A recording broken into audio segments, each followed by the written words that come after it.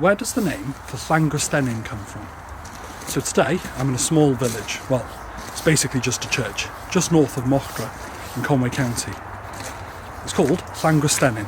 That's made of two parts: Llan, which is an area of land attached to a church, and Gwstenin, which is the Welsh form of the Latin name Constantinus, or in English Constantine.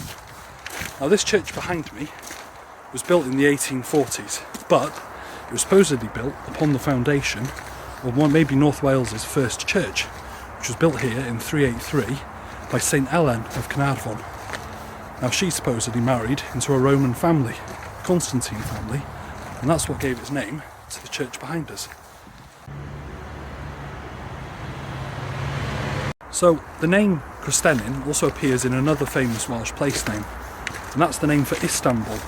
Now Istanbul in Greek was called Constantinopolis.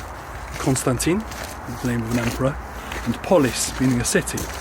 Now in Welsh, there's a special word for this city, and it's Caer Gwstenin. So Caer, the fortress, and Gwstenin, Constantine.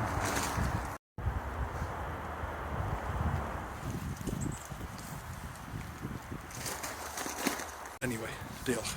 Subscribe for more.